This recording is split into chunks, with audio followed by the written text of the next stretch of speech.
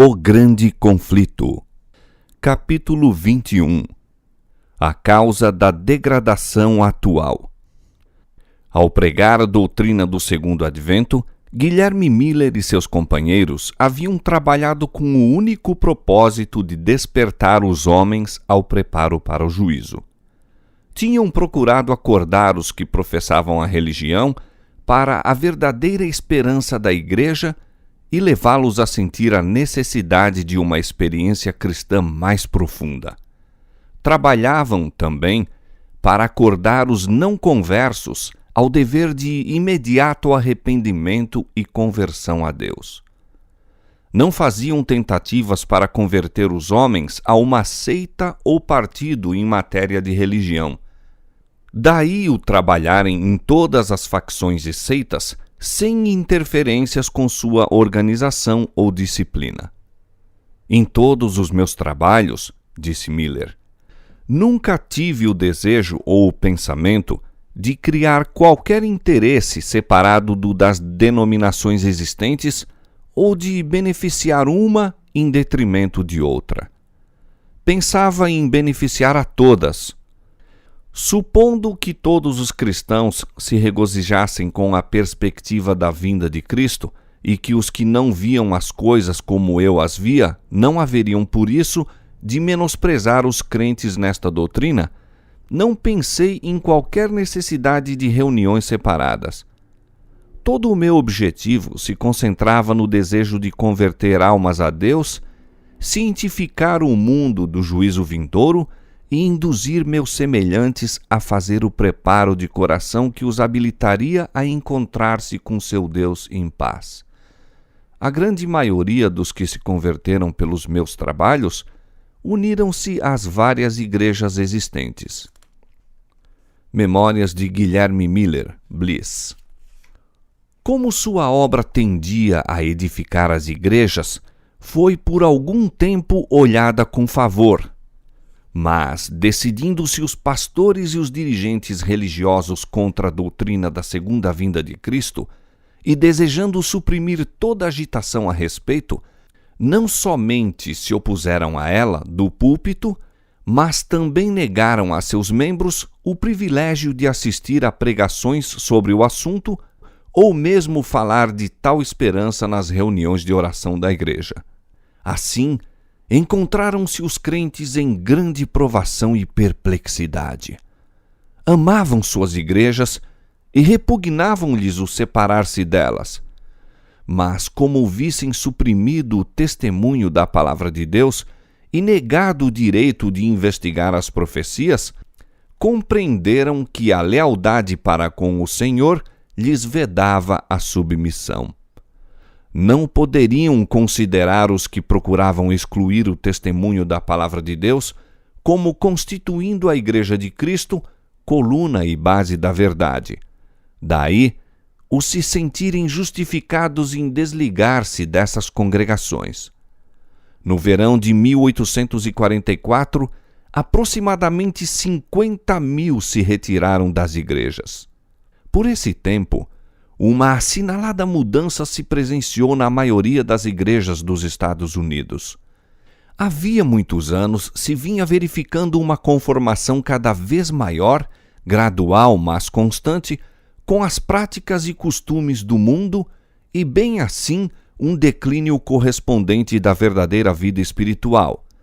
Mas, naquele ano, evidenciou-se uma decadência súbita e notável em quase todas as igrejas do país.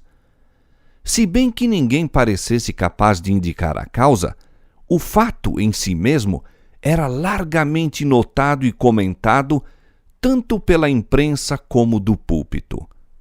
Numa reunião do presbitério de Filadélfia, o Sr. Barnes, autor de um comentário largamente usado e pastor de uma das principais igrejas daquela cidade, declarou que estava no ministério fazia 20 anos e nunca, até a última comunhão, tinha administrado a ordenância sem receber na igreja novos membros, ora mais, ora menos.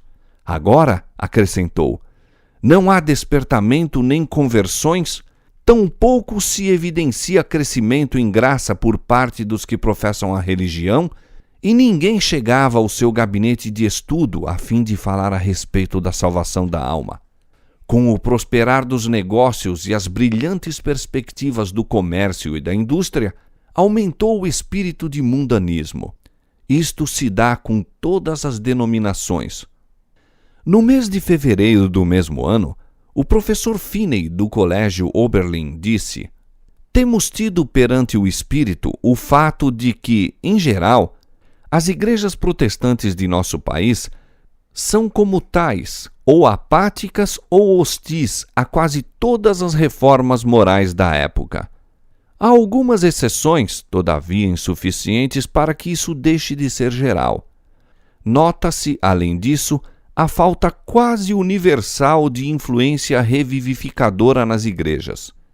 A apatia espiritual invade quase tudo e é terrivelmente profunda.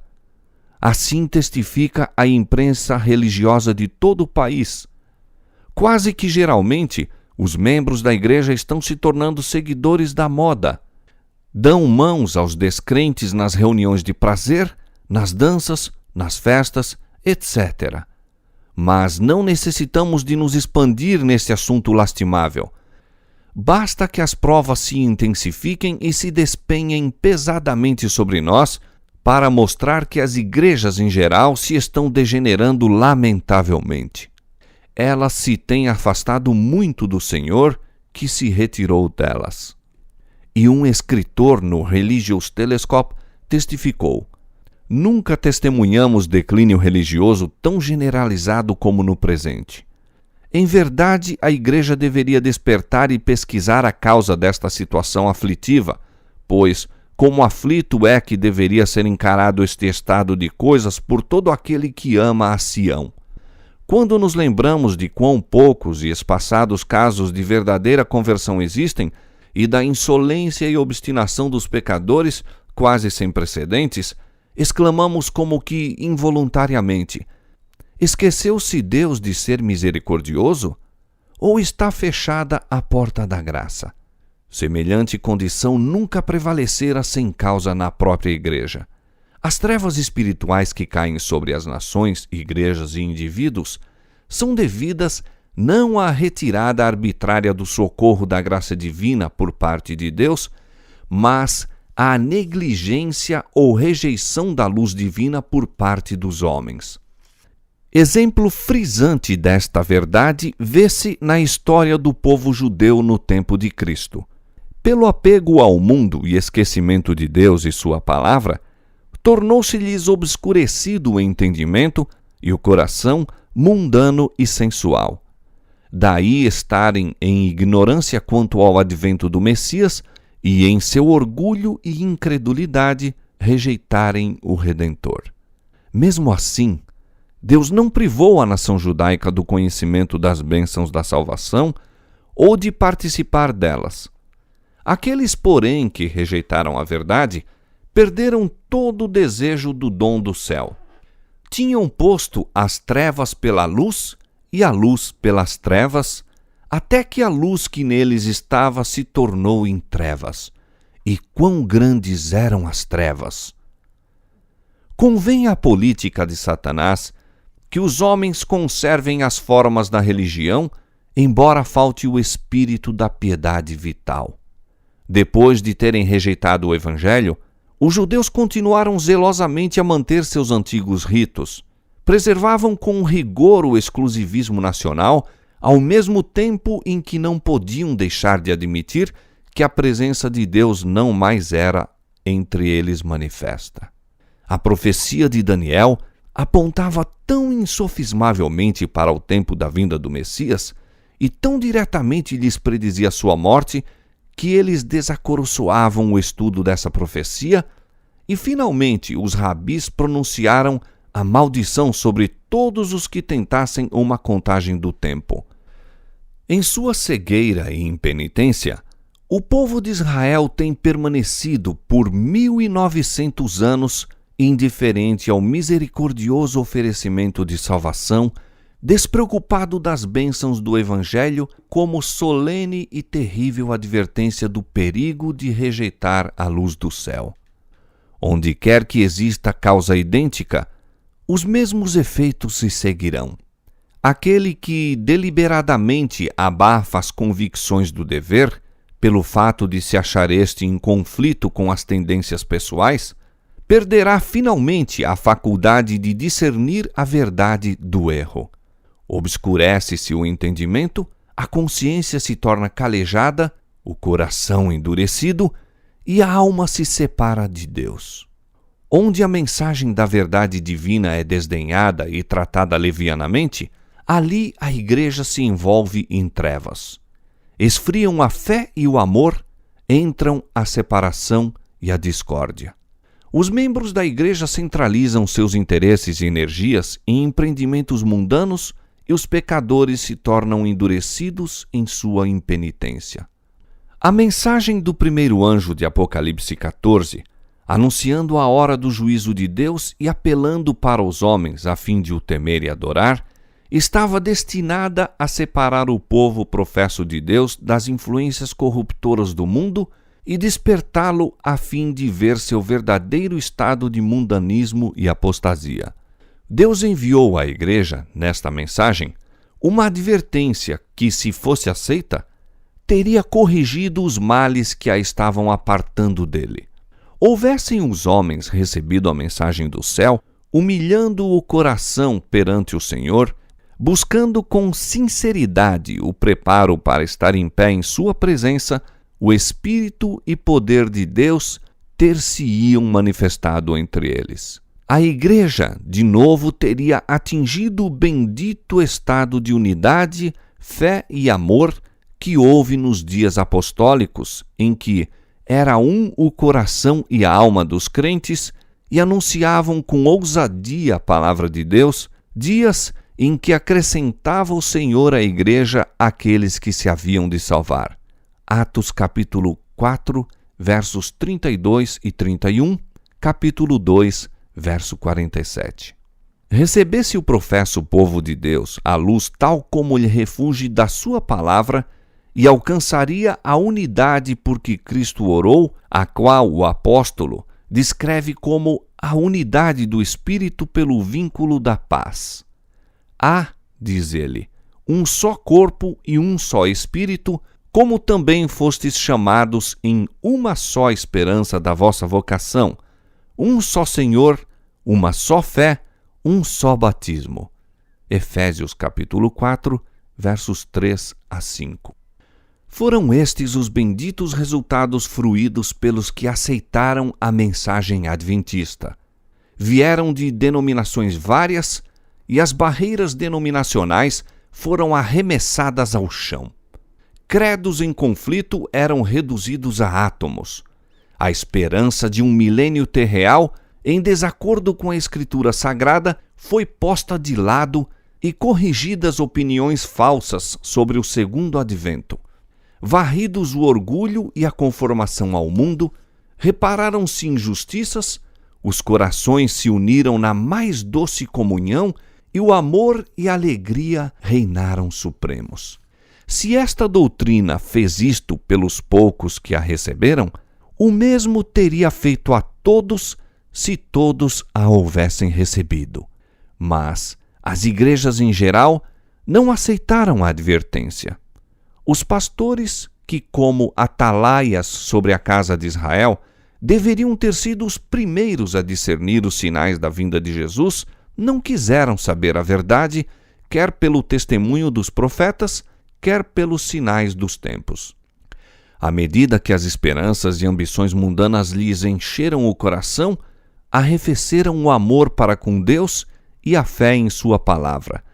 E quando a doutrina do advento era apresentada, apenas suscitava preconceito e descrença. O fato de ser a mensagem, em grande parte pregada por leigos, era insistentemente apresentado como argumento contra a mesma. Como na antiguidade, ao claro testemunho da palavra de Deus opunha-se a indagação: tem crido alguns dos príncipes ou dos fariseus? E vendo quão difícil tarefa era refutar os argumentos aduzidos dos períodos proféticos, muitos desacoroçoavam o estudo das profecias ensinando que os livros proféticos estavam selados e não deveriam ser compreendidos. Multidões, confiando implicitamente nos pastores, recusaram-se a ouvir a advertência, e outros, ainda que convictos da verdade, não ousavam confessá-la para não serem expulsos da sinagoga. A mensagem que Deus enviara para provar e purificar a igreja revelou com muita evidência quão grande era o número dos que haviam posto a afeição neste mundo ao invés de Cristo. Os laços que os ligavam à terra mostravam-se mais fortes do que as atrações ao céu. Preferiam ouvir a voz da sabedoria mundana e desviavam-se da probante mensagem da verdade. Rejeitando a advertência do primeiro anjo, desprezaram os meios que o céu provera para a sua restauração. Desacataram o mensageiro de graça que teria corrigido os males que os separavam de Deus e com maior avidez volveram à busca da amizade do mundo. Eis aí a causa da terrível condição de mundanismo, apostasia e morte espiritual que prevalecia nas igrejas em 1844. No capítulo 14 do Apocalipse, o primeiro anjo é seguido por um segundo anjo que proclama: Caiu, caiu Babilônia, aquela grande cidade que a todas as nações deu a beber do vinho da ira da sua prostituição. Apocalipse 14, 8. O termo Babilônia é derivado de Babel e significa confusão. É empregado nas Escrituras para designar as várias formas de religião falsa ou apóstata. Em Apocalipse capítulo 17, Babilônia é representada por uma mulher, figura que a Bíblia usa como símbolo de igreja, sendo uma mulher virtuosa a igreja pura e uma mulher abjeta a igreja apóstata. Nas Escrituras, o caráter sagrado e permanente da relação entre Cristo e sua igreja é representado pela união matrimonial. O Senhor uniu a si o seu povo por meio de um concerto solene, prometendo-lhe ser seu Deus, enquanto o povo se comprometia a ser unicamente dele. Disse o Senhor: E desposar-te-ei comigo para sempre. Desposar-te-ei comigo em justiça, e em juízo, e em benignidade, e em misericórdias. Oséias 2:19. E no outro lugar, eu vos desposarei. Jeremias 3:14. E São Paulo emprega a mesma figura no Novo Testamento quando diz: Porque vos tenho preparado para vos apresentar como uma virgem pura a um marido, a saber, a Cristo. 2 Coríntios 11:2. A fidelidade da Igreja para com Cristo, permitindo que sua confiança e afeição dele se desviem e consentindo que o amor às coisas mundanas ocupe a alma, é comparada com a violação do voto conjugal. O pecado de Israel, afastando-se do Senhor, é apresentado sob esta figura, e o maravilhoso amor de Deus, que assim desprezam, é descrito de maneira tocante. Dei-te juramento e entrei em concerto contigo, diz o Senhor Jeová, e tu ficaste sendo minha. E foste formosa em extremo, e foste próspera, até chegares a ser rainha. E correu a tua fama entre as nações por causa da tua formosura, pois era perfeita por causa da minha glória que eu tinha posto sobre ti. Mas confiaste na tua formosura e te corrompeste por causa da tua fama.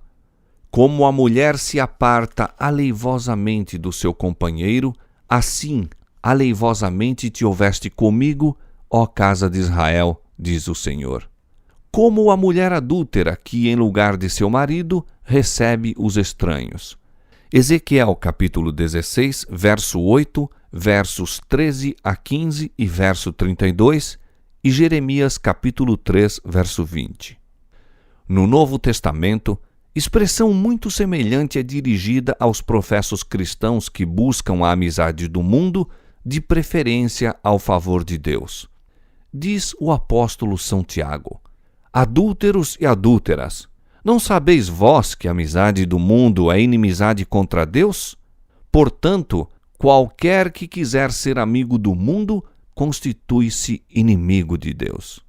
A mulher de Apocalipse 17, Babilônia, é descrita como estando vestida de púrpura e de escarlata e adornada com ouro e pedras preciosas e pérolas, e tinha na sua mão um cálice de ouro cheio das abominações e da imundície, e na sua testa estava escrito o nome, Mistério, a grande Babilônia, a mãe das prostituições. Diz o profeta: vi que a mulher estava embriagada do sangue dos santos e do sangue das testemunhas de Jesus. Declara ainda ser Babilônia a grande cidade que reina sobre os reis da terra. Apocalipse capítulo 17, versos 4 a 6 e verso 18. O poder que por tantos séculos manteve despótico domínio sobre os monarcas da cristandade é Roma. A cor púrpura e escarlata, o ouro, as pérolas e pedras preciosas pintam ao vivo a magnificência e extraordinária pompa ostentadas pela altiva Sé de Roma. E de nenhuma outra potência se poderia, com tanto acerto, declarar que está embriagada do sangue dos santos, como daquela igreja que tão cruelmente tem perseguido os seguidores de Cristo. Babilônia é também acusada do pecado de relação ilícita com os reis da terra. Foi pelo afastamento do Senhor e aliança com os gentios que a igreja judaica se tornou prostituta. E Roma, corrompendo-se de modo semelhante ao procurar o apoio dos poderes do mundo, recebe condenação idêntica. Declara-se que Babilônia é mãe das prostitutas. Como suas filhas, devem ser simbolizadas as igrejas que se apegam às suas doutrinas e tradições, seguindo-lhe o exemplo em sacrificar a verdade e a aprovação de Deus, a fim de estabelecer uma aliança ilícita com o mundo.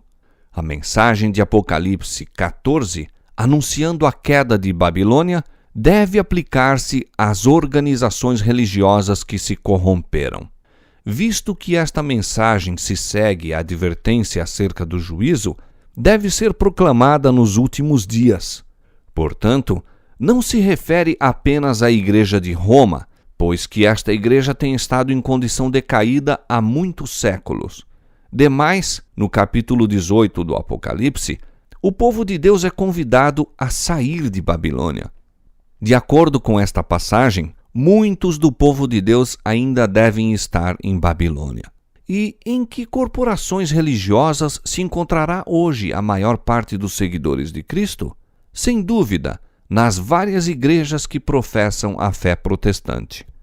Ao tempo em que surgiram, assumiram estas uma nobre posição no tocante a Deus e a verdade, e sua bênção com elas estava. Mesmo o mundo incrédulo foi constrangido a reconhecer os benéficos resultados que se seguiam à aceitação dos princípios do Evangelho. Nas palavras do profeta a Israel: "E correu a tua fama entre as nações por causa da tua formosura, pois era perfeita por causa da minha glória que eu tinha posto sobre ti, diz o Senhor Jeová." Ezequiel capítulo 16, verso 14. Caíram, porém, pelo mesmo desejo que foi a maldição e ruína de Israel, o desejo de imitar as práticas dos ímpios e buscar-lhes a amizade. Confiaste na tua formosura e te corrompeste por causa da tua fama. Ezequiel 16, 15. Muitas das igrejas protestantes estão seguindo o exemplo de Roma na iníqua aliança com os reis da terra. Igrejas do Estado, mediante suas relações com os governos seculares, e outras denominações pela procura do favor do mundo.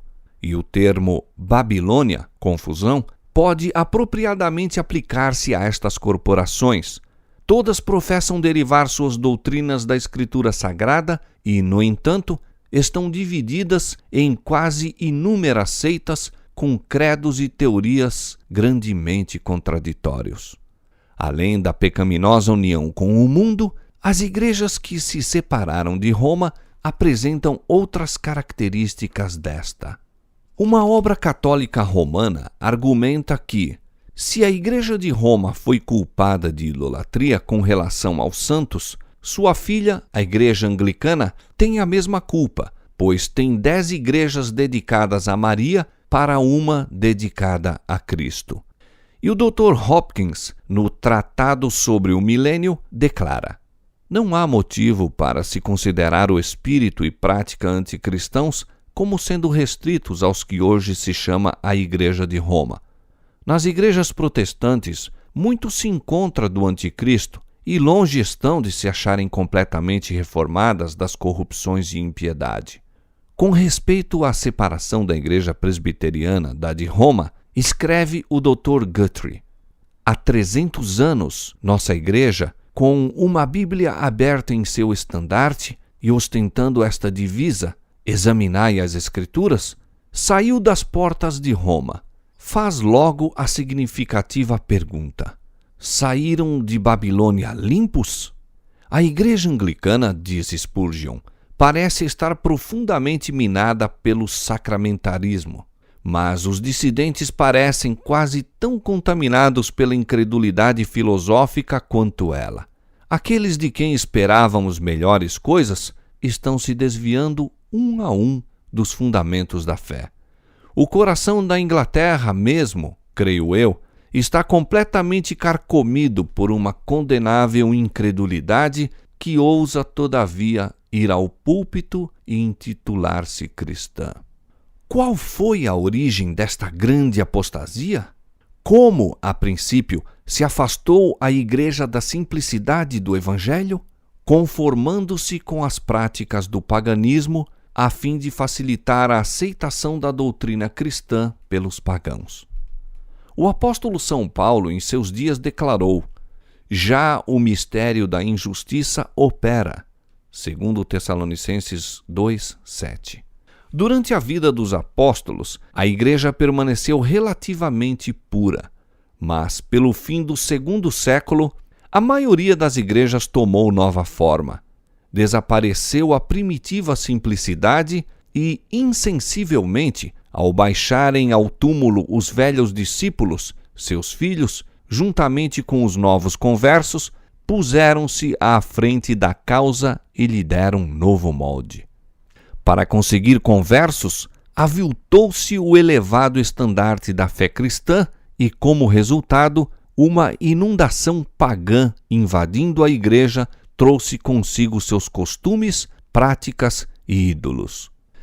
Como o cristianismo conseguisse o favor e apoio dos príncipes seculares, foi nominalmente aceito pelas multidões, mas conquanto muitos se intitulassem cristãos, na realidade permaneciam no paganismo e, especialmente em segredo, adoravam os ídolos. Não se tem repetido o mesmo caso em quase todas as igrejas que se intitulam protestantes? Com o desaparecimento dos fundadores, dos que possuíam o verdadeiro espírito de reforma, seus descendentes põem-se na dianteira e dão novo molde à causa. Embora se apeguem cegamente ao credo dos pais e se recusem a aceitar qualquer verdade além da que lhes foi dada a conhecer, os filhos dos reformadores se afastam grandemente do exemplo paterno de humildade, abnegação e renúncia do mundo. Assim, a primitiva simplicidade desaparece.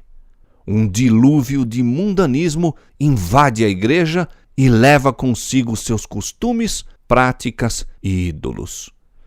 Ai, até que ponto terrível a amizade do mundo, que é inimizade contra Deus, é hoje acalentada entre os professos seguidores de Cristo. Quão largamente se tem as igrejas populares de toda a cristandade afastado da norma bíblica da humildade, abnegação, simplicidade e piedade. Falando a respeito do uso correto do dinheiro, disse João Wesley: não dissipeis parte alguma de tão precioso talento simplesmente em satisfazer o desejo dos olhos, com vestuário supérfluo ou dispendioso, ou com adornos desnecessários. Não gasteis parte dele em ornar extravagantemente vossas casas, em mobília desnecessária ou dispendiosa, em quadros custosos, pinturas, douraduras. De nada disponhais para satisfazer o orgulho da vida, para obter a admiração ou louvor dos homens.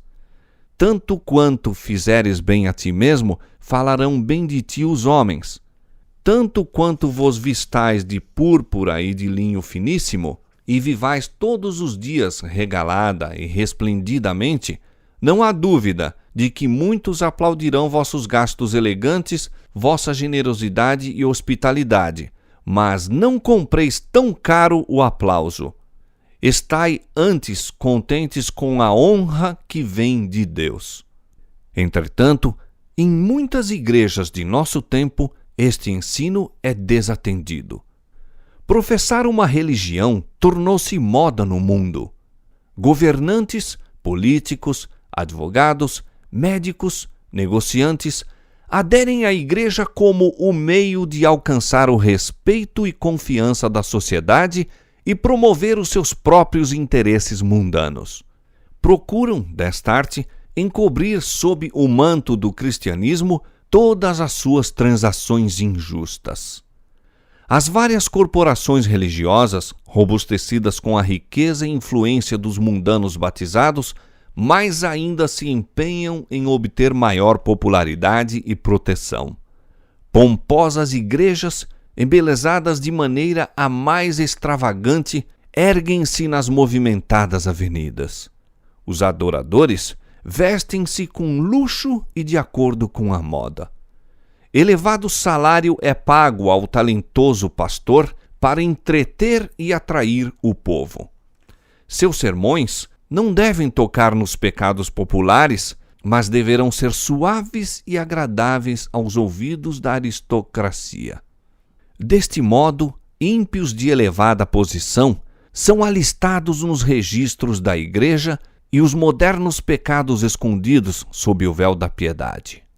Comentando a atitude atual dos professos cristãos para com o mundo, diz um dos principais jornais seculares: insensivelmente, a Igreja tem seguido o espírito da época e adaptado suas formas de culto às necessidades modernas. Todas as coisas, na verdade, que contribuem para tornar atraente a religião, a Igreja hoje emprega como seus instrumentos. E um escritor no Independent de Nova York assim fala a respeito do metodismo atual. A linha de separação entre os religiosos e irreligiosos se desvanece numa espécie de penumbra e homens zelosos de ambos os lados estão labutando para obliterar toda a diferença entre seu modo de agir e seus prazeres. A popularidade da religião tende grandemente a aumentar o número dos que desejam aurir-lhe os benefícios, sem, de maneira honrada, fazer frente aos seus deveres. Diz Howard Crosby: é assunto para séria preocupação o encontrarmos a Igreja de Cristo negligenciando o cumprimento dos desígnios do Senhor. Exatamente como os antigos judeus permitiram que o intercâmbio familiar com as nações idólatras lhes roubasse de Deus o coração, assim a Igreja de Jesus hoje, mediante a falsa parceria com o mundo incrédulo, abandona os métodos divinos de sua verdadeira vida e entrega-se aos costumes de uma sociedade sem Cristo, hábitos perniciosos, embora muitas vezes plausíveis, usando argumentos e chegando a conclusões estranhos à revelação de Deus e diretamente antagônicos a todo o crescimento em graça. Nesta maré de mundanismo e busca de prazeres, a abnegação e sacrifício por amor de Cristo acham-se quase inteiramente esquecidos. Alguns dos homens e mulheres, ora em vida ativa em nossas igrejas, foram ensinados, quando crianças, a fazer sacrifícios a fim de se habilitarem a dar ou efetuar alguma coisa para Cristo. Mas, se são necessários fundos agora, ninguém deve ser convidado a contribuir. Oh, não! Fazei uma quermesse, representações, espetáculos, jantares à antiga, ou alguma coisa para se comer, algo que divirta o povo. Já o governador Washburn, de Wisconsin, em sua mensagem anual, a 9 de janeiro de 1873, declarou: "Parece que precisamos de uma lei para acabar com as escolas de jogo. Estas proliferam em toda parte. Mesmo a igreja, inadvertidamente, sem dúvida, algumas vezes faz a obra do diabo. Concertos com fins beneficentes, tômbolas e rifas, algumas vezes em auxílio de objetivos religiosos ou caritativos, mas frequentemente com finalidades menos dignas, sorteios de prendas, jogos de prêmios e etc., são todos expedientes para se obter dinheiro sem retribuição correspondente. Nada é tão desmoralizador ou pernicioso, particularmente para os jovens, como a aquisição de dinheiro ou propriedades sem trabalho.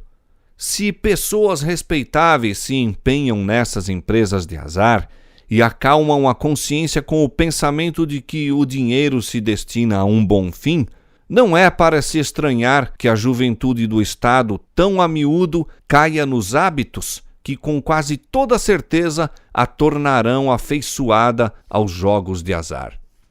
O espírito de condescendência com o mundo está a invadir as igrejas por toda a cristandade. Roberto Atkins, num sermão pregado em Londres, pinta tenebroso quadro do declínio espiritual que prevalece na Inglaterra. Os verdadeiros justos estão desaparecendo da terra e ninguém leva isto a sério. Os que atualmente em todas as igrejas professam a religião são amantes do mundo, condescendentes com o mundo, afeiçoados ao conforto pessoal e desejosos de honras. São chamados a sofrer com Cristo, mas temem o vitupério. Apostasia, apostasia, apostasia está mesmo gravado na frente de cada igreja. E se elas o soubessem e o sentissem, poderia haver esperança. Mas, ai, elas exclamam: rico sou e estou enriquecido, e de nada tenho falta. O grande pecado imputado à Babilônia é que a todas as nações deu a beber do vinho da ira da sua prostituição. Esta taça de veneno que ela oferece ao mundo representa as falsas doutrinas que aceitou, resultantes da união ilícita com os poderosos da terra. A amizade mundana corrompe-lhe a fé, e por seu turno, a igreja exerce uma influência corruptora sobre o mundo, ensinando doutrinas que se opõem às mais claras instruções das Sagradas Escrituras. Roma privou o povo da Escritura Sagrada e exigiu que todos os homens aceitassem seus ensinos em lugar da própria Bíblia. Foi obra da Reforma restituir a palavra de Deus aos homens. Não é, porém, sobejamente verdade que nas igrejas modernas os homens são ensinados a depositar fé no credo e dogmas de sua igreja em vez de nas Escrituras? Falando das igrejas protestantes, disse Carlos Becker: horrorizam-se com qualquer palavra rude contra os credos, com a mesma sensibilidade com que os santos padres se teriam horrorizado com a rude palavra contra a incipiente veneração dos santos e mártires por eles fomentada. As denominações evangélicas protestantes, por tal forma ataram as mãos umas às outras, bem como suas próprias, que em qualquer dessas denominações um homem não pode absolutamente se tornar pregador sem de alguma maneira aceitar outro livro além da Escritura Sagrada. Nada há de imaginário na declaração de que o poderio do credo está começando hoje a proibir a Bíblia tão realmente como o fez Roma, se bem que de maneira mais sutil. Quando ensinadores fiéis expõem a palavra de Deus, levantam-se homens de saber, pastores que professam compreender as Escrituras e denunciam a doutrina sã como heresia, desviando assim os inquiridores da verdade. Não fosse o caso de se achar o mundo fatalmente embriagado com o vinho de Babilônia, e multidões seriam convencidas e convertidas pelas verdades claras e penetrantes da palavra de Deus. Mas a fé religiosa parece tão confusa e discordante que o povo não sabe o que crer como verdade. O pecado da impenitência do mundo jaz à porta da igreja. A mensagem do segundo anjo de Apocalipse, capítulo 14, foi primeiramente pregada no verão de 1844 e teve, naquele tempo, uma aplicação mais direta às igrejas dos Estados Unidos, onde a advertência do juízo tinha sido mais amplamente proclamada e, em geral, rejeitada, e onde a decadência das igrejas mais rápida havia sido. A mensagem do segundo anjo, porém, não alcançou o completo cumprimento em 1844. As igrejas experimentaram então uma queda moral em consequência de recusarem a luz da mensagem do advento, mas essa queda não foi completa. Continuando a rejeitar as verdades especiais para este tempo, têm elas caído mais e mais. Contudo, não se pode ainda dizer que caiu Babilônia, que a todas as nações deu a beber do vinho da ira da sua prostituição. Ainda não deu de beber a todas as nações. O espírito de conformação com o mundo e de indiferença às probantes verdades para nosso tempo existe e está a ganhar terreno nas igrejas de fé protestante em todos os países da cristandade. E estas igrejas estão incluídas na solene e terrível denúncia do segundo anjo. Mas a obra da apostasia não atingiu ainda a culminância. A Escritura Sagrada declara que Satanás, antes da vinda do Senhor, operará com todo o poder e sinais e prodígios de mentira e com todo o engano da injustiça, e os que não obedeceram o amor da verdade para se salvarem serão deixados à mercê da operação do erro para que creiam a mentira. 2 Tessalonicenses capítulo 2, versos 9 a 11. A queda de Babilônia se completará quando esta condição for atingida e a união da igreja com o mundo se tenha consumado em toda a cristandade. A mudança é gradual e o cumprimento perfeito de Apocalipse, capítulo 14, verso 8, está ainda no futuro. Apesar das trevas espirituais e afastamento de Deus prevalecentes nas igrejas que constituem Babilônia, a grande massa dos verdadeiros seguidores de Cristo encontra-se ainda em sua comunhão.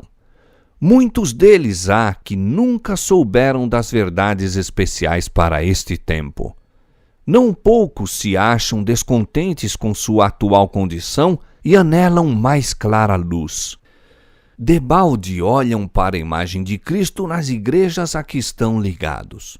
Afastando-se estas corporações mais e mais da verdade e aliando-se mais intimamente com o mundo, a diferença entre as duas classes aumentará, resultando por fim em separação.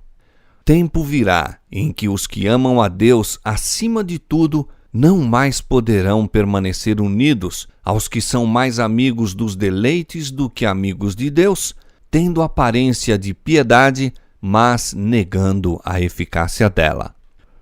O capítulo 18 do Apocalipse indica o tempo em que, como resultado da rejeição da tríplice mensagem do capítulo 14, versos 6 a 12, a igreja terá atingido completamente a condição predita pelo segundo anjo e o povo de Deus, ainda em Babilônia, será chamado a separar-se de sua comunhão. Esta mensagem é a última que será dada ao mundo e cumprirá a sua obra. Quando os que não creram a verdade, antes tiveram prazer na iniquidade, 2 Tessalonicenses capítulo 2, verso 12, forem abandonados para que recebam a operação do erro e creiam a mentira, a luz da verdade brilhará, então, sobre todos os corações que se acham abertos para recebê-la, e os filhos do Senhor, que permanecem em Babilônia, atenderão ao chamado "Sai dela, povo meu". Apocalipse 18, 4. O Grande Conflito. Capítulo 22. Profecias alentadoras. Quando se passou o tempo em que pela primeira vez se esperou a vinda do Senhor, na primavera de 1844, os que pela fé haviam aguardado o seu aparecimento ficaram por algum tempo envoltos em perplexidade e dúvida. Embora o mundo os considerasse inteiramente derrotados e julgasse provado que tivessem seguido uma ilusão, sua fonte de consolo era ainda a palavra de Deus. Muitos continuaram a investigar as Escrituras, examinando de novo as provas de sua fé e estudando cuidadosamente as profecias para obterem mais luz. O testemunho da Bíblia em apoio de sua atitude parecia claro e concludente. Sinais que não poderiam ser mal compreendidos apontavam para a vinda de Cristo como estando próxima. A bênção especial do Senhor, tanto na conversão de pecadores como no avivamento da vida espiritual entre os cristãos, havia testificado que a mensagem era do céu. E, posto que os crentes não pudessem explicar o desapontamento, sentiam-se seguros de que Deus os guiara na experiência por que haviam passado. Entretecida com as profecias que tinham considerado como tendo aplicação ao tempo do segundo advento, havia instrução especialmente adaptada ao seu estado de incerteza e indecisão e que os animava a esperar pacientemente na fé, segundo a qual o que então lhes era obscuro à inteligência se faria claro no tempo devido.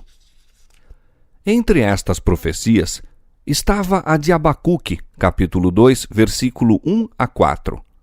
Sobre a minha guarda estarei, e sobre a fortaleza me apresentarei e vigiarei, para ver o que fala comigo e o que eu responderei quando eu for arguido.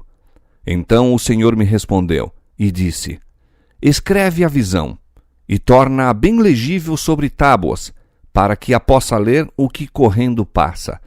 Porque a visão é para o tempo determinado, e até o fim falará, e não mentirá. Se tardar, espera-o, porque certamente virá, não tardará. E eis que a sua alma se incha, não é reta nele, mas o justo, pela sua fé, viverá. Já em 1842, a ordem dada nesta profecia de escrever a visão e torná-la bem legível sobre tábuas, a fim de que pudesse ler o que correndo passasse, havia sugerido a Carlos Fitch a preparação de um mapa profético a fim de ilustrar as visões de Daniel e do Apocalipse. A publicação deste mapa foi considerada como cumprimento da ordem dada por Abacuque. Todavia, ninguém naquele tempo notou que uma visível demora no cumprimento da visão, um tempo de tardança, é apresentada na mesma profecia. Depois do desapontamento, pareceu muito significativa esta passagem. A visão é ainda para o tempo determinado, e até o fim falará, e não mentirá. Se tardar, espera-o, porque certamente virá, não tardará. O justo, pela sua fé, viverá. Foi também fonte de encorajamento e conforto aos crentes uma parte da profecia de Ezequiel. E veio ainda a mim a palavra do Senhor, dizendo: Filho do homem, que ditado é este que vós tendes na terra de Israel, dizendo: Prolongar-se-ão os dias e perecerá toda a visão? Portanto, dize-lhes: Assim diz o Senhor Jeová: Chegaram os dias e a palavra de toda a visão. Falarei, e a palavra que eu falar se cumprirá. Não será diferida. Os da casa de Israel dizem: A visão que este vê é para muitos dias, e profetiza de tempos que estão longe. Portanto, dize-lhes: Assim diz o Senhor Jeová: Não será mais diferida nenhuma das minhas palavras, e a palavra que falei se cumprirá. Ezequiel capítulo 12, versos 21 a 25, 27 e 28. Os que esperavam se regozijaram, crendo que aquele que conhece o fim desde o princípio havia olhado através dos séculos e, prevendo-lhes o desapontamento, lhes dera palavras de animação e esperança. Não fossem essas porções das Escrituras advertindo-os a esperar com paciência e a conservar firme a confiança na palavra de Deus, sua fé teria fracassado naquela hora de prova. A parábola das 10 virgens, de Mateus capítulo 25, ilustra também a experiência do povo adventista. Em Mateus capítulo 24, em resposta à pergunta dos discípulos relativa aos sinais de sua vinda e do fim do mundo, Cristo indicara alguns dos acontecimentos mais importantes da história do mundo e da Igreja, desde o seu primeiro advento até o segundo, a saber, a destruição de Jerusalém, a grande tribulação da Igreja sob a perseguição pagã e papal, o escurecimento do sol e da lua e a queda das estrelas. Depois disto, falou a respeito de sua vinda em seu reino e expôs a parábola que descreve as 2 classes de servos que lhe aguardam o aparecimento. O capítulo 25 inicia-se com estas palavras: Então o reino dos céus será semelhante a 10 virgens. Aqui se faz referência à igreja que vive nos últimos dias, a mesma que é indicada no fim do capítulo 24. Sua experiência é ilustrada nessa parábola pelas cenas de um casamento oriental. Então o reino do céu será semelhante a 10 virgens que, tomando as suas lâmpadas, saíram ao encontro do esposo. E 5 delas eram prudentes, e 5 loucas. As loucas, tomando as lâmpadas, não levaram azeite consigo, mas as prudentes levaram azeite em suas vasilhas com as lâmpadas. E tardando o esposo, tosquenejaram todas e adormeceram. Mas à meia-noite ouviu-se um clamor: Aí vem o esposo, saí-lhe ao encontro. A vinda de Cristo, como era anunciada pela mensagem do primeiro anjo, entendia-se ser representada pela vinda do esposo. A reforma espiritual que se generalizou sob a proclamação de segunda vinda correspondeu à saída das virgens. Nesta parábola, como na de Mateus 24, 2 classes são representadas. Todas haviam tomado suas lâmpadas, a Bíblia, e mediante sua luz saíram para encontrar o esposo. Mas, enquanto as loucas, tomando as suas lâmpadas, não levaram azeite consigo, as prudentes levaram azeite em suas vasilhas com as suas lâmpadas. A última classe tinha recebido a graça de Deus e o poder do Espírito Santo, que regenera e alumia, tornando a palavra divina uma lâmpada para os pés e luz para o caminho. No temor de Deus, estudaram as Escrituras para aprenderem a verdade e fervorosamente buscaram a pureza de coração e de vida. Possuíam uma experiência pessoal, fé em Deus e em sua palavra, que não poderiam ser derrotadas pelo desapontamento e demora. Outras, tomando as suas lâmpadas, não levaram azeite consigo. Haviam se movido por um impulso de momento. Seus temores foram excitados pela mensagem solene, mas haviam dependido da fé que possuíam seus irmãos, estando satisfeitos com a luz vacilante das boas emoções, sem terem compreensão perfeita da verdade, nem experimentarem uma genuína operação da graça no coração. Tinham saído para encontrar-se com o Senhor, cheios de esperanças, com a perspectiva de imediata recompensa, mas não estavam preparados para a demora e desapontamento. Quando vieram as provações, faltou-lhes a fé, e sua luz se tornou bruxuleante. E tardando o esposo, tosquenejaram todas e adormeceram. Pela tardança do esposo, é representada a passagem do tempo em que o Senhor era esperado, o desapontamento e a aparente demora.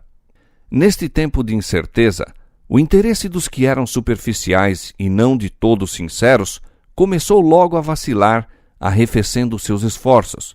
Mas aqueles cuja fé se baseava no conhecimento pessoal da Escritura Sagrada tinham sob os pés uma rocha que as ondas do desapontamento não poderiam derruir. Tosquenejaram todas e adormeceram, uma classe na indiferença e abandono de sua fé, outra esperando pacientemente até que mais clara luz fosse proporcionada. Todavia, na noite de prova, a última pareceu perder, até certo ponto, o zelo e devoção. Os que eram medianamente dedicados e superficiais não mais puderam apoiar-se à fé dos seus irmãos. Cada qual tinha de, por si mesmo, ficar em pé ou cair. Por este tempo, começou a aparecer o fanatismo. Alguns que haviam professado ser zelosos crentes na mensagem rejeitaram a palavra de Deus como o único guia infalível e, pretendendo ser guiados pelo Espírito, entregaram-se ao governo de seus próprios sentimentos, impressões e imaginação. Alguns houve que manifestaram um zelo cego e fanático, condenando a todos os que não lhes sancionassem o proceder. Suas ideias e atos fanáticos não encontraram simpatia da grande corporação dos adventistas. Serviram, no entanto, para acarretar o opróbrio à causa da verdade. Satanás, por esse meio, estava procurando opor-se à obra de Deus e destruí-la. O povo tinha sido grandemente abalado pela obra do advento. Haviam-se-lhe convertido milhares de pecadores e homens fiéis dedicavam-se à tarefa de proclamar a verdade, mesmo no tempo de tardança. O príncipe do mal perdia seus súditos e, no intuito de acarretar a ignomínia à causa de Deus, procurou enganar alguns que professavam a fé, levando-os a extremos. Seus agentes estavam alerta para apanhar todo erro, falta e ato indecoroso e apresentá-los ao povo exageradamente, a fim de tornar odiosos os adventistas e sua fé. Assim, quanto maior fosse o número dos que ajuntasse para professar fé no segundo advento, possuindo-lhes, ao mesmo tempo, o coração, tanto maior vantagem alcançaria e chamava para eles a atenção como representantes de todo o corpo de crentes. Satanás é o acusador de nossos irmãos, e é o seu espírito que inspira os homens a espreitar os erros e defeitos do povo do Senhor, conservando-o sob observação enquanto deixa ignoradas suas boas ações. Ele está sempre em atividade quando Deus opera pela salvação das almas. Quando os filhos de Deus se apresentam perante o Senhor, Satanás vai também entre eles. Em todo avivamento está ele pronto para introduzir os de coração não santificado e desequilibrados de espírito. Quando estes aceitam alguns pontos da verdade e adquirem um lugar entre os crentes, opera por meio deles a fim de introduzir teorias que enganarão os incautos. Não se prova que qualquer homem seja cristão verdadeiro por encontrar-se em companhia dos filhos de Deus, mesmo na casa de culto e à mesa do Senhor. Satanás frequentemente ali se acha, nas ocasiões mais solenes, sob a forma daqueles que pode usar como agentes. O príncipe do mal disputa cada polegada de terreno em que o povo de Deus avança em sua jornada rumo à cidade celestial. Nenhuma reforma, em toda a história da Igreja, foi levada avante sem encontrar sérios obstáculos. Assim foi no tempo de Paulo. Onde quer que o apóstolo fundasse uma igreja, alguns havia que professavam receber a fé, mas introduziam heresias que, uma vez aceitas, excluiriam finalmente o amor da verdade. Lutero também sofreu grande perplexidade e angústia pelo procedimento de pessoas fanáticas que pretendiam haver Deus falado diretamente por meio delas e que, portanto, colocavam as próprias ideias e opiniões acima do testemunho das Escrituras. Muitos a quem faltavam fé e experiência, mas que possuíam considerável presunção, gostando de ouvir ou de contar alguma coisa nova, eram seduzidos pelas pretensões dos novos ensinadores e uniam-se aos agentes de Satanás na obra de derruir o que Deus levara Lutero a edificar. E os Wesley e outros que abençoaram o mundo pela sua influência e fé, encontraram a cada passo os ardis de Satanás que consistiam em arrastar pessoas de zelo exagerado, desequilibradas e profanas, a excessos de fanatismo de toda sorte. Guilherme Miller não alimentava simpatias para com as influências que conduziam ao fanatismo. Declarou, como o fez Lutero, que todo espírito deveria ser provado pela palavra de Deus. O diabo, disse Miller, tem presentemente grande poder sobre o espírito de alguns. E como saberemos que espécie de espíritos são eles? A Bíblia responde: por seus frutos os conhecereis. Muitos espíritos há no mundo. Ordena-se-nos provar os espíritos. O espírito que não nos faz viver sóbria, reta e piamente no mundo atual não é o espírito de Cristo. Estou cada vez mais convencido de que Satanás muito tem a fazer nestes movimentos desordenados.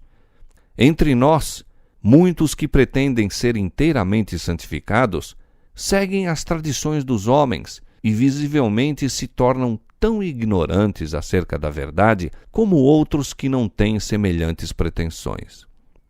O espírito do erro nos afastará da verdade e o espírito de Deus para a verdade nos conduzirá. Mas, dizeis vós, um homem pode estar em erro e pensar que tem a verdade. Como será então? Respondemos: o Espírito e a palavra concordam.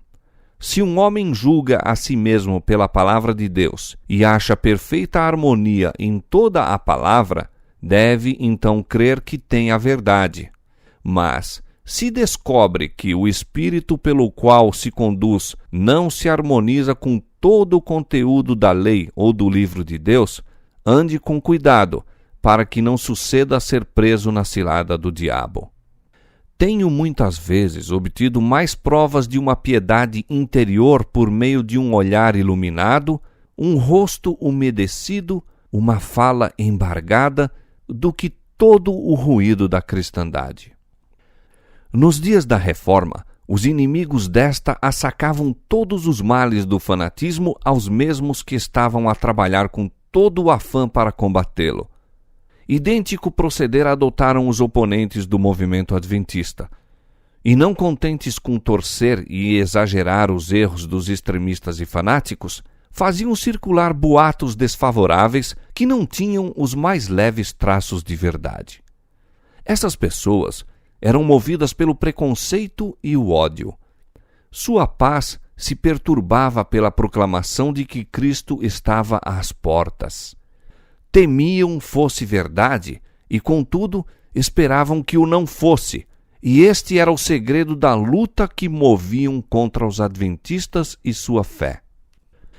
O fato de alguns fanáticos se haverem imiscuído nas fileiras dos adventistas não constitui maior motivo para julgar que o movimento não era de Deus do que a presença de fanáticos e enganadores na igreja no tempo de Paulo ou Lutero fora razão suficiente para condenar sua obra. Desperte do sono o povo de Deus e inicie com fervor a obra de arrependimento e reforma. Investigue as Escrituras para aprender a verdade como é em Jesus. Faça uma consagração completa a Deus e não faltarão evidências de que Satanás ainda se acha em atividade e vigilância. Com todo o engano possível, manifestará ele seu poder, chamando em seu auxílio os anjos caídos de seu reino. Não foi o proclamar do segundo advento que criou fanatismo e divisão. Esses apareceram no verão de 1844, quando os adventistas estavam imersos em dúvida e perplexidade no tocante à sua verdadeira posição. O anunciar da mensagem do primeiro anjo e do clamor da meia-noite tendia diretamente a reprimir o fanatismo e a discórdia. Os que participavam destes solenes movimentos estavam em harmonia. Enchia-lhes o coração o amor de uns para com os outros e para com Jesus, a quem esperavam ver brevemente. Uma só fé, uma só esperança os elevavam acima do domínio de qualquer influência humana, demonstrando-se um escudo contra os assaltos de Satanás. E, tardando o esposo, tosquenejaram todas e adormeceram. Mas à meia-noite ouviu-se um clamor. Aí vem o esposo! Saí-lhe ao encontro! Então todas aquelas virgens se levantaram e prepararam as suas lâmpadas. Mateus capítulo 25, versos 5 a 7. No verão de 1844, período de tempo intermediário entre a época em que a princípio se supusera que devessem terminar os 2.300 dias e o outono do mesmo ano, até onde, segundo mais tarde se descobriu, deveriam eles chegar, a mensagem foi proclamada nos próprios termos das Escrituras. Aí vem o esposo. O que determinou este movimento foi descobrir-se que o decreto de Artaxerxes para a restauração de Jerusalém, o qual estabelecia o ponto de partida para o período dos 2.300 dias, entrou em vigor no outono do ano 457 a.C. e não no começo do ano, conforme anteriormente se havia crido. Contando o outono de 457, os 2.300 anos terminam no outono de 1844. Argumentos aduzidos dos símbolos do Velho Testamento apontavam também para o outono como o tempo em que deveria ocorrer o acontecimento representado pela purificação do santuário. Isto se tornou muito claro ao dar-se atenção à maneira por que os símbolos relativos ao primeiro advento de Cristo se haviam cumprido.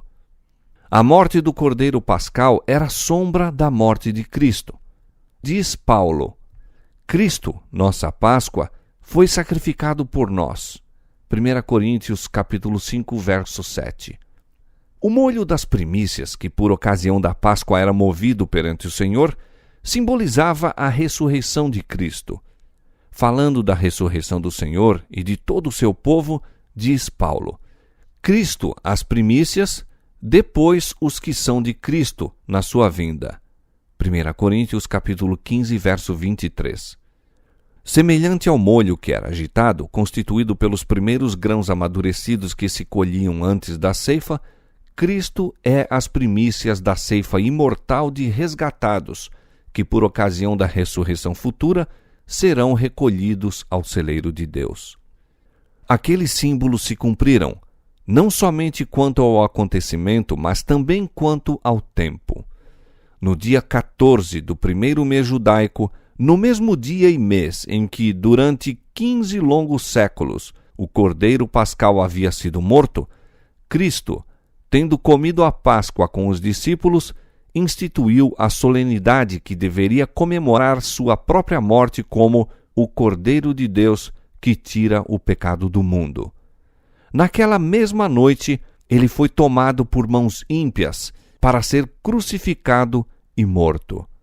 E como o antítipo dos molhos que eram agitados, nosso Senhor ressurgiu dentre os mortos ao terceiro dia como as primícias dos que dormem. 1 Coríntios capítulo 15, verso 20. Exemplo de todos os ressuscitados justos, cujo corpo abatido será transformado para ser conforme o seu corpo glorioso.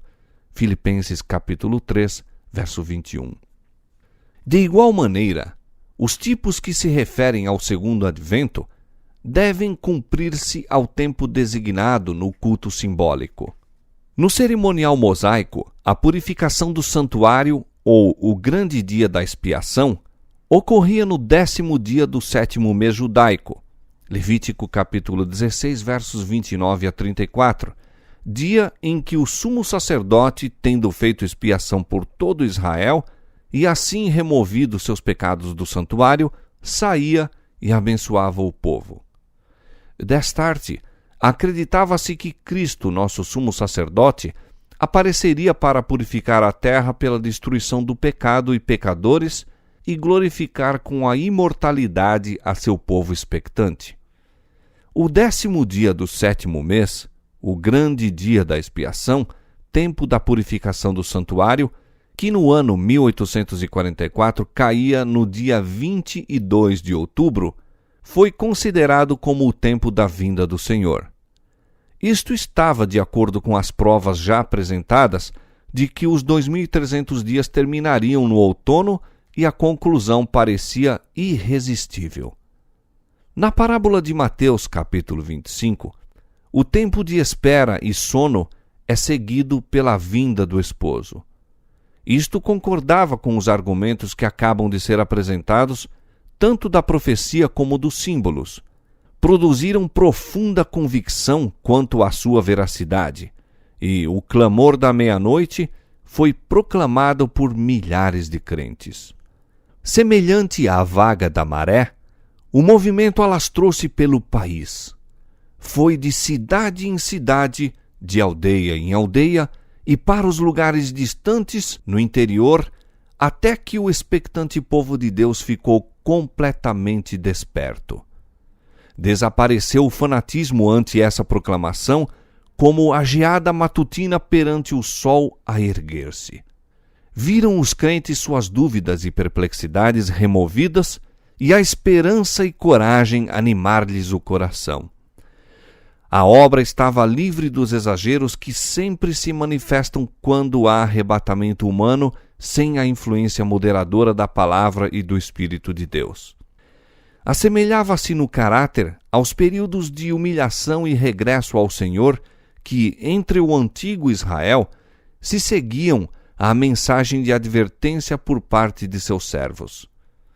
Teve as características que distinguem a obra de Deus em todas as épocas. Houve pouca alegria arrebatadora, porém, mais profundo exame de coração, confissão de pecados e abandono do mundo. O preparo para encontrar o Senhor era a grave preocupação do espírito em agonia. Havia perseverante oração e consagração a Deus sem reservas. Dizia Miller, ao descrever aquela obra: nenhuma grande expressão de alegria existe. Esta se acha, por assim dizer, reservada para uma ocasião futura em que todo o céu e a terra se regozijarão juntamente com um indizível gozo cheio de alegria. Não há aclamações. Estas também estão reservadas para as aclamações do céu. Os cantores estão em silêncio. Esperam para se unir às hostes angélicas, o coro celestial.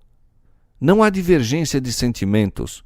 Todos são de um mesmo coração e espírito. Outro participante do movimento testificou: produziu por toda a parte o mais profundo exame de coração e humilhação da alma perante o Deus dos céus. Resultou em desapego das coisas deste mundo, afastamento de controvérsias e animosidades, confissão de faltas, em contrição perante Deus e súplicas de coração arrependido e quebrantado, para que o Senhor lhes perdoasse e os aceitasse. Causou humilhação pessoal e contrição da alma, tais como nunca dantes testemunhamos. Conforme Deus ordenara por meio de Joel, para quando o grande dia do Senhor estivesse próximo, produziu o rasgar de corações e não do vestuário, a conversão ao Senhor em jejum, pranto e lamentações. Conforme dissera Deus por Zacarias, sobre os seus filhos foi derramado um espírito de graça e súplica. Eles olharam para aquele a quem haviam ferido, houve grande pranto na terra, e os que esperavam pelo Senhor afligiram a alma perante ele. De todos os grandes movimentos religiosos desde os dias dos apóstolos, nenhum foi mais livre de imperfeições humanas e dos enganos de Satanás do que o do outono de 1844. Mesmo hoje, depois de transcorridos muitos anos, todos os que participaram do movimento e que permanecem firmes na plataforma da verdade ainda sentem a santa influência daquela obra abençoada e dão testemunho de que ela foi de Deus. Ao brado: aí vem o esposo, saí-lhe ao encontro, os expectantes se levantaram e prepararam as suas lâmpadas. Estudavam a palavra de Deus com interesse mais intenso do que nunca.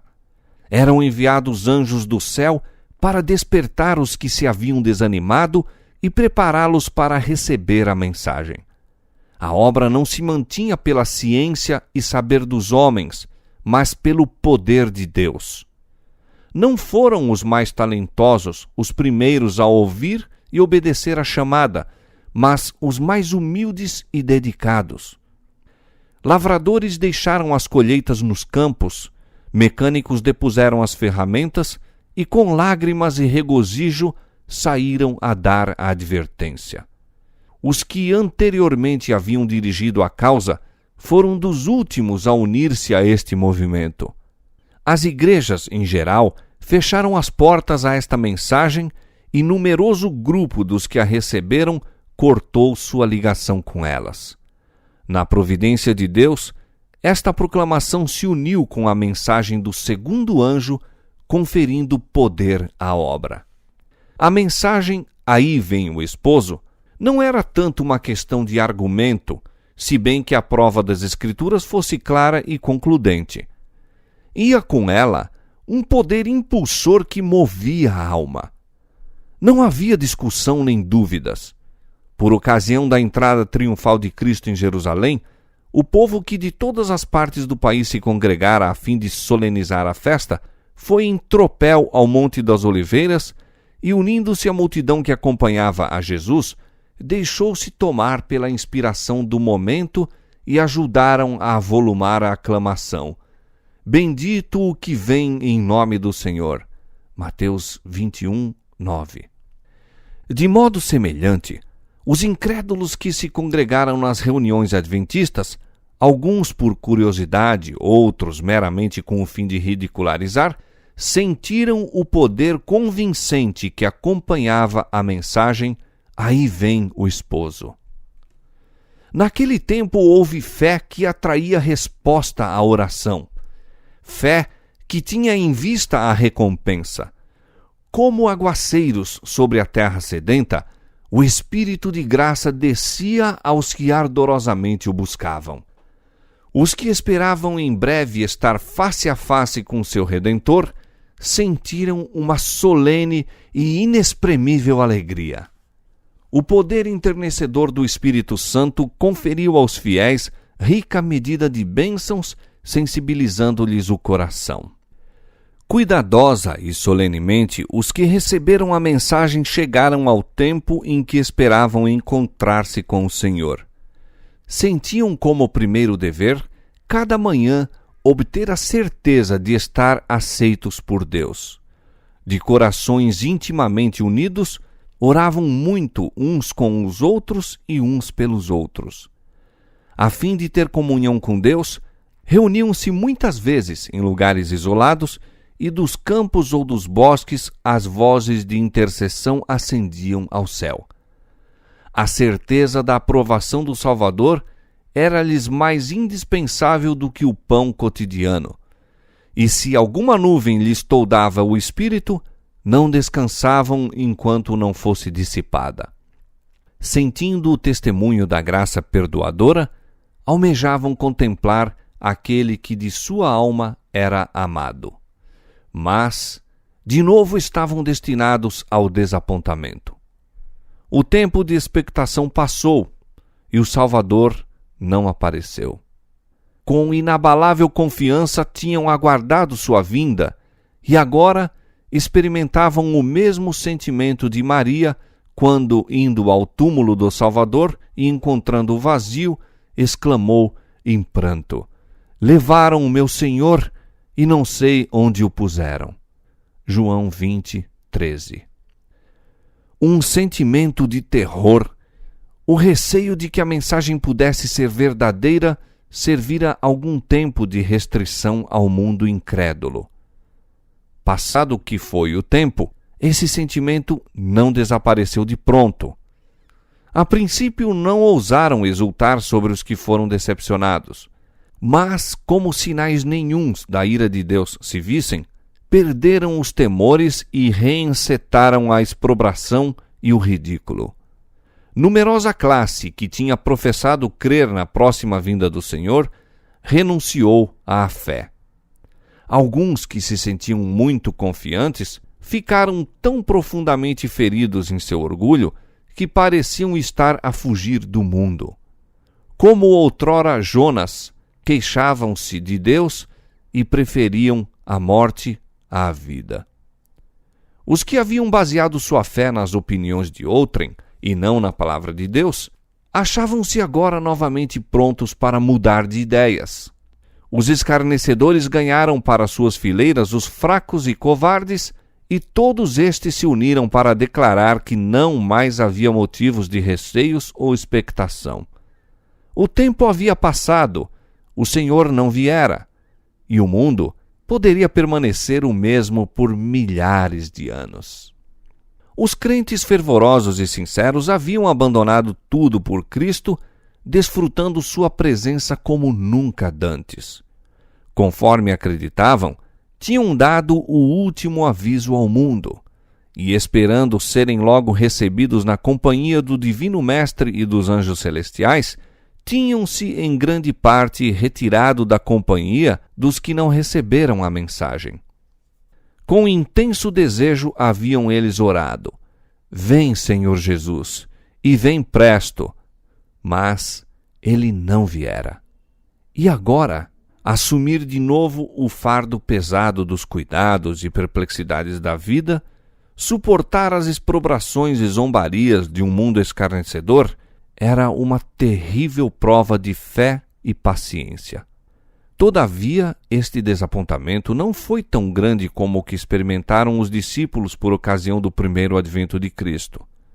Quando Jesus cavalgou triunfantemente para Jerusalém, seus seguidores acreditavam estar ele prestes a ascender ao trono de Davi e libertar Israel dos opressores. Cheios de esperança e gozo antecipado, competiam uns com os outros em prestar honras a seu rei. Muitos lhe estendiam no caminho seus próprios mantos, à guisa de tapete, ou à sua passagem cobriam o solo com viçosos ramos de palmeira. Uniam-se com entusiástica alegria na aclamação festiva: Hosana ao filho de Davi! Quando os fariseus, perturbados e enraivecidos por esta manifestação de júbilo, quiseram que Jesus repreendesse os discípulos, ele replicou: Se estes se calarem, as próprias pedras clamarão. Lucas 19:40. A profecia devia ser cumprida. Os discípulos estavam executando o propósito de Deus. Entretanto, amargo desapontamento os aguardava. Apenas decorridos alguns dias, tiveram de testemunhar a morte atroz do Salvador e conduzi-lo à sepultura. As expectativas que nutriam não se haviam realizado em um único particular e suas esperanças morreram com Jesus. Não puderam, antes de o Senhor triunfar do túmulo, perceber que tudo havia sido predito na profecia e que convinha que o Cristo padecesse e ressuscitasse dos mortos. Atos capítulo 17, verso 3.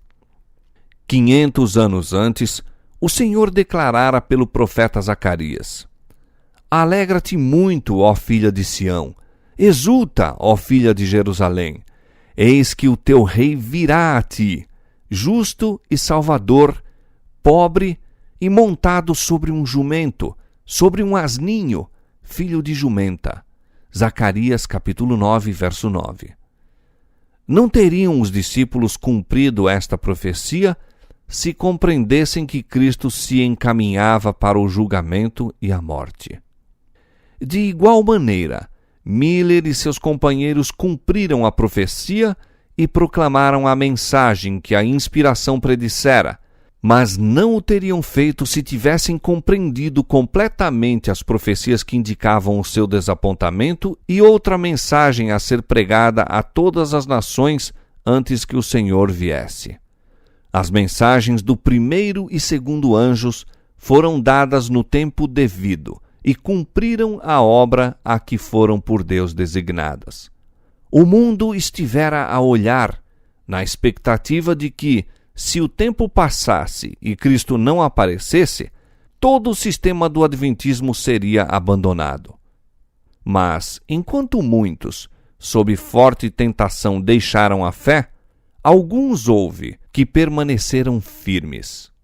Os frutos do movimento adventista, o espírito de humildade e exame de coração, de renúncia ao mundo e reforma da vida, acompanharam a obra, testificando que esta era de Deus. Não ousavam os fiéis negar que o poder do Espírito Santo acompanhara a pregação do segundo advento e não podiam descobrir erro algum na contagem dos períodos proféticos. Os mais hábeis de seus oponentes Não conseguiram subverter-lhes o sistema de interpretação profética. Não poderiam consentir, sem prova bíblica, em renunciar posições que tinham sido atingidas por meio de ardoroso e devoto estudo das Escrituras, feito por inteligências iluminadas pelo Espírito de Deus e corações ardentes de seu vivo poder. Posições que tinham resistido à crítica mais severa e à mais amarga oposição dos mestres religiosos do povo e dos sábios deste mundo, e que haviam permanecido firmes ante as forças combinadas do saber e da eloquência contra a chufa e zombaria tanto das pessoas de reputação como do vulgo. Verdade é que houve erro quanto ao acontecimento esperado, mas mesmo isto não podia abalar-lhes a fé na palavra de Deus. Quando Jonas proclamou nas ruas de Nínive que dentro de 40 dias a cidade seria subvertida, o Senhor aceitou a humilhação dos ninivitas e prolongou-lhes o tempo de graça. No entanto, a mensagem de Jonas foi enviada por Deus, e Nínive foi provada segundo a sua vontade. Acreditaram os adventistas que, de modo semelhante, Deus o levara a dar a advertência do juízo. O aviso, diziam eles, provou o coração de todos os que o ouviram, despertando interesse pelo aparecimento do Senhor, ou suscitou, para com a sua vinda, ódio mais ou menos perceptível, porém conhecido por Deus. Traçou uma linha divisória, de modo que os que examinassem seu próprio coração soubessem de que lado teriam sido encontrados se então o Senhor tivesse vindo. Se teriam exclamado: "Eis que este é o nosso Deus a quem aguardávamos, e ele nos salvará", ou se teriam pedido às rochas e montanhas que caíssem sobre eles, a fim de os ocultar da face daquele que se assenta sobre o trono e da ira do Cordeiro. Assim Deus, como cremos, experimentou seu povo, pôs-lhe à prova a fé e viu se na hora da angústia recuaria da posição em que houvera por bem colocá-lo e se abandonaria este mundo, depositando implícita confiança na palavra de Deus. O sentir dos que ainda criam que Deus os havia guiado em sua experiência exprime-se nestas palavras de Guilherme Miller: "Tivesse eu de viver de novo a minha vida, com a mesma evidência que tive então de ser sincero para com Deus e o homem, eu teria de agir como agi. Espero ter limpado minhas vestes do sangue das almas. Sinto que, tanto quanto estava em meu poder, me livrei de toda a culpa em sua condenação. Posto que tenha sido 2 vezes desapontado", escreveu este homem de Deus, "ainda não estou abatido nem desanimado. Minha esperança na vinda de Cristo é tão firme como sempre. Fiz apenas aquilo que, depois de anos de solene consideração, compreendi ser meu dever sagrado fazer. Se errei, foi do lado da caridade, do amor para com os meus semelhantes e da convicção do dever para com Deus. Uma coisa sei: nada preguei que não cresce, e Deus foi comigo. Seu poder se manifestou na obra e muito benefício foi feito. Muitos milhares, segundo a aparência humana, foram levados a estudar as Escrituras pela pregação da profecia acerca do tempo, e por esse meio, mediante a fé e a aspersão do sangue de Cristo, foram reconciliados com Deus. Nunca solicitei a aprovação dos orgulhosos, nem desfaleci quando o mundo se mostrava hostil. Não comprarei hoje o seu favor, tampouco irei além do dever para não lhes despertar o ódio. Jamais lhes implorarei minha vida, tampouco vacilarei, espero, em perdê-la, se Deus em sua bondosa providência assim o determina. Deus não abandonou seu povo. Seu espírito ainda permaneceu com os que não negaram temerariamente a luz que tinham recebido, nem acusaram o movimento adventista. Na Epístola aos Hebreus, existem palavras de animação e advertência para os provados e expectantes nesta crise. Não rejeiteis, pois, a vossa confiança, que tem grande e avultado galardão, porque necessitais de paciência, para que depois de haverdes feito a vontade de Deus, possais alcançar a promessa. Porque ainda um poucochinho de tempo, e o que há de vir, virá, e não tardará. Mas o justo viverá da fé. E se ele recuar, a minha alma não tem prazer nele. Nós, porém, não somos daqueles que se retiram para a perdição, mas daqueles que creem para a conservação da alma. Hebreus capítulo 10, versos 35 a 39. Que este aviso se dirige à igreja dos últimos dias é evidente nas palavras que apontam para a proximidade da vinda do Senhor. Porque ainda um poucochinho de tempo, e o que há de vir, virá, e não tardará. E claramente se subentende que haveria uma aparente tardança, e que pareceria demorar-se o Senhor. A instrução aqui proporcionada adapta-se especialmente à experiência dos adventistas naquele tempo. O povo, a que a passagem aqui se refere, estava em perigo de naufragar na fé. Tinham feito a vontade de Deus, seguindo a guia de seu Espírito e sua palavra. Não podiam, contudo, entender-lhe o propósito na experiência passada, tampouco discernir o caminho diante deles, e eram tentados a duvidar de que Deus, em verdade, os estivesse a dirigir. A esse tempo se aplicavam as palavras: mas o justo viverá da fé. Dado o fato de haver a brilhante luz do clamor da meia-noite lhes resplandecido no caminho, e terem visto descerrarem-se as profecias, e em rápido cumprimento os sinais que declaravam estar próxima a vinda de Cristo, haviam caminhado, por assim dizer, pela vista. Agora, porém, abatidos por verem frustradas as esperanças, unicamente pela fé em Deus e em sua palavra poderiam permanecer em pé. O mundo escarnecedor dizia: fostes enganados. Abandonai vossa fé e dizei que o movimento do advento foi de Satanás. Declarava, porém, a palavra de Deus: se ele recuar, a minha alma não tem prazer nele. Renunciar então à fé e negar o poder do Espírito Santo que acompanhara a mensagem seria recuar para a perdição. Eram acoroçoados à firmeza pelas palavras de Paulo: não rejeiteis, pois, a vossa confiança. Necessitais de paciência, porque ainda um poucochinho de tempo, e o que há de vir, virá, e não tardará. A única maneira segura de proceder era reter a luz que já haviam recebido de Deus, apegar-se firmemente às suas promessas e continuar a examinar as Escrituras, esperando e vigiando pacientemente, a fim de receber mais luz.